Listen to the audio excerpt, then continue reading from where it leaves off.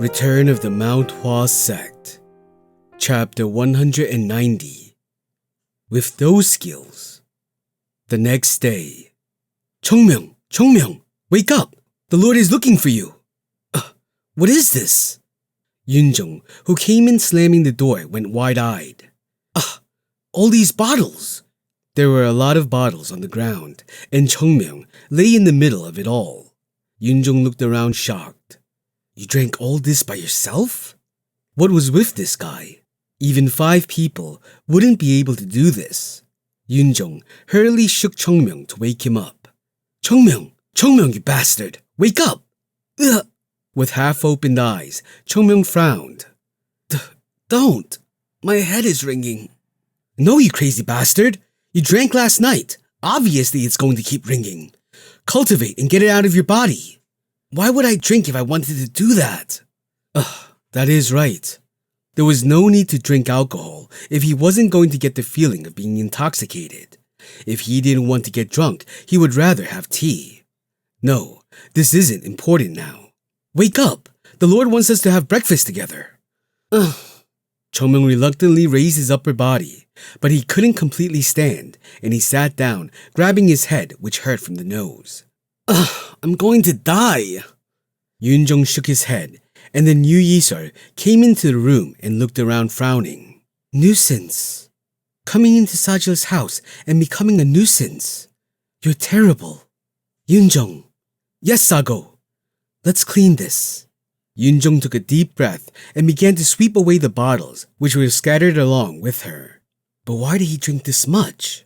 Although Chongmyung liked to drink, he was always aware of where and how much he could drink, so they had never seen him drink this much in a place he shouldn't be getting drunk. But this, did he drink so much that he fell asleep? Did something happen? Happen? As if. Chongmyung nodded and got up from his place and walked out. It can't be helped, although this is such a waste. Chongmyung licked his lips and stretched out his hands. Yunjong's eyes widened as he saw what Chongmyung was doing. A fire rose from Chongmyung's fingertips. At the same time, a pungent scent began to flow in all directions from his body. What? What is with that fire?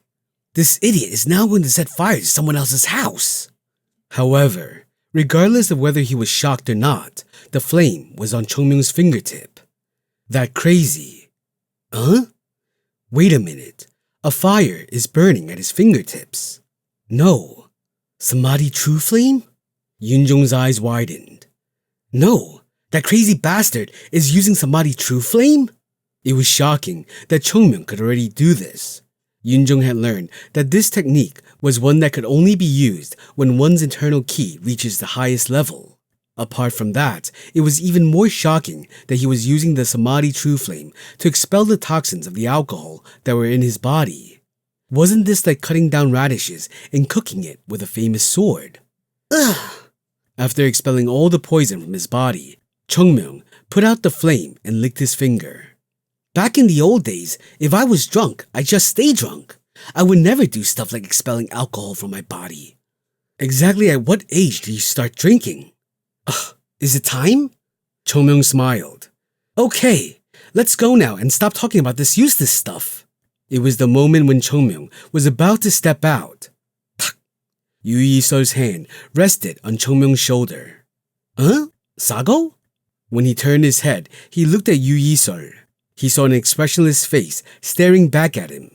What is it? Yu Yisol pointed to the back, and Chongmyung looked at the inside of the room that was all messed up. Clean it. All right. Still, Chongmyung knew what crime he committed.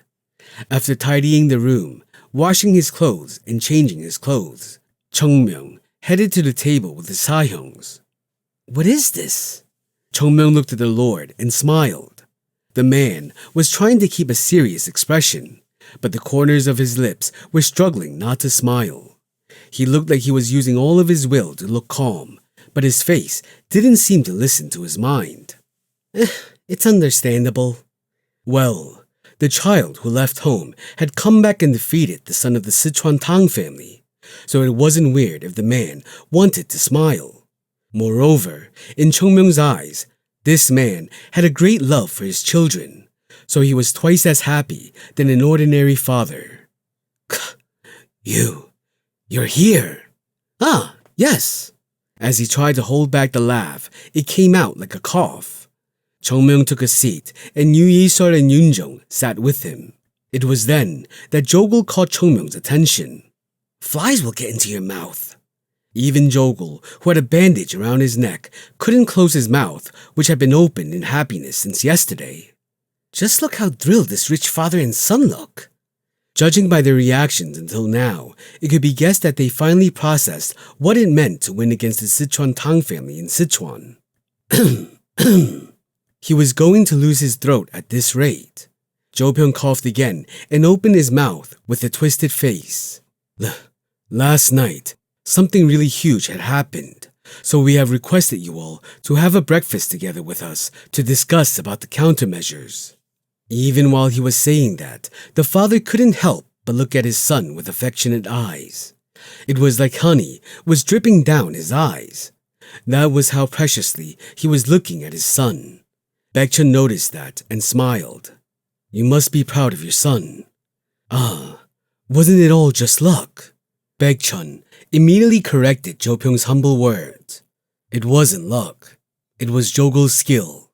And Jo-pyung's eyes fluttered. The Tang family cannot be defeated with just luck. It is the result of the hard training that Jogul did in Mount Hua without rest. I understand the Lord's concern for the business and that you are worried about praising your son since you are afraid of him growing complacent. But good performance requires good words. I will humbly accept the words of disciple Baek. Jo-pyung nodded his head constantly. It was a heartwarming scene, but unfortunately, there was a human here who adversely felt the words of Baekchun. Result? Baekchun and Yoon-jung turned their heads at the same time.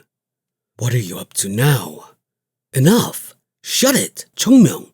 Shut your mouth! However, their earnest request didn't reach Chongmyung. You will end in the coffin if that happens again. I've constantly explained until my throat went dry. My throat went dry! Ugh! Jogul sighed and bowed his head. Why is that one always saying frustratingly correct things each time he opens his mouth? At that moment, Jogul seemed to understand why the loyalists of any imperial family had short lives. If they kept listening to such honest words, they would hate them more than their enemies. But I avoided it. If you thought right, you wouldn't have even been hurt. True, but Jogul lost happiness. What Chongmyung taught them wasn't simple training. He told them countless times about how to deal with numerous crises in Gangho. And it wasn't easy to learn, as it was like beating a dog or talking to someone who collapsed due to exhaustion. Anyway, among them, there was a clear example for the situation which happened yesterday. Why is one-hit kill called one-hit kill? Because it kills in one shot? Because it is powerful? No. If you cannot stop the hit by giving it your all, you will die. A fatal blow is what it is. It means that after one hit, either you die or they die. One of them is bound to die. But what if I can't kill the enemy with one hit? Then I die, of course. So if you see an enemy that is about to end with one hit, unconditionally guard your mid-body. Always. Getting your arm blown off won't kill you. And the one-hit kill is an attack always done in an area where the opponent can be killed with a single blow. And it had to be the mid-body from head to groin. So if the opponent is aiming for it, it is best to dodge it horizontally. I heard it 36 times already. No, it's more than that. If he hadn't remembered that in the last moment, Jogul might not have been able to defeat Tangjan, and Chongmyung was blaming him for being too late in coming up with the thought. Right, that is true. Jogul bit his lips, and Jo-pyung looked at the scene. It was understandable that Chongmyung, who appeared to be the Saje, was teaching Jogul. Jo-pyung was a merchant and a person ranked with merit, and he believed that the skills of those who could earn money were more important than the status of hierarchy, and as such was given due importance. He believed that if one had skills, then it didn't matter if a sage or even a disciple was teaching them. But there were two reasons why he was shocked. The first was that Chongmyeong didn't seem to consider Jogul defeating Tangjan as a great achievement. And the second, is he really talented? It was as natural as flowing water when Chongmyeong was speaking to Jogul. This meant that Chongmyeong was someone who advised Jogul on a daily basis. What is the identity of this child? There was a peace in his eyes which children his age shouldn't have, and he was the youngest of Mount Hua too. Regardless of Chongmyeong, the person called Baekchun was definitely stronger than Jogul. Couldn't that be guessed from how Jogul acted towards Baekchun? In addition, the child called Yu Yisol was Jogul's Sago, and the other one called Yunjong was Jogul's Sahyung, so he couldn't be weaker either. It seems that Mount Hua is a dragon lair or something. Jo Pyong looked at the faces of the Mount Hua disciples and nodded. Having made up his mind, he quickly looked at those around him and said, "So." Everyone looked at Jo Pyong.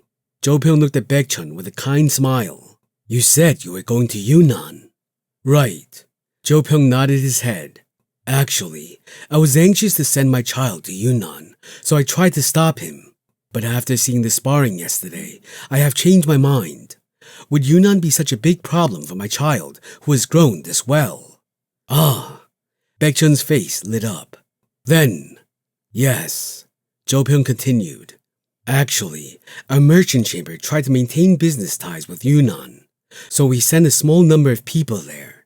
As today is the starting day of that journey, please accompany our people there." Baekchun got up from the seat right away. "Thank you, Lord." "What is there for you to be thankful for? My child has been raised wonderfully. I should be the one thanking you. Thank you. Thank you so much, Disciple Baek." "You shouldn't be thanking me." Baekchun glanced at Chongmyeong and then spoke with a smile.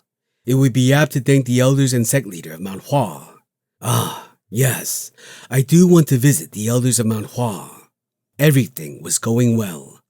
Baekchun, who smiled at the thought of the difficult task being completed, then asked, "When does this journey start?" "They will be leaving in the afternoon, so you will have to finish your meal and prepare for it. I feel bad that we haven't been able to properly treat our precious guests who have come from such a far place." "Don't say that. This is what we wanted. What better hospitality could we receive than this?" "Thank you for understanding." Baekchun turned around. "Has everyone heard it? As soon as our meal is done, prepare to leave." "Yes. Yes, Sasuk. Yes, Sasuk. I don't want to." "Right. Then, Did I just hear something strange?" Baekchun turned his head, and there, Chongmyeong was seated with a dissatisfied expression. "What? I don't want to." "And why is that?" "I said I won't go." "Where?" "Yunnan." Baekchun smiled. "Ah, so you won't go to Yunnan." "Yunnan." Grunt. The sound of Baekchun grinding his teeth could be heard clearly. In the end, the fact that Jo Pyong was sitting there next to him had also left his mind, and a loud roar came from his mouth. "Ya, brat! We had to go through such a hard time to go to Yunnan, so what is this now? What do you even have to complain like this for? You idiot bastard!" Baekchun's shout resounded through the house.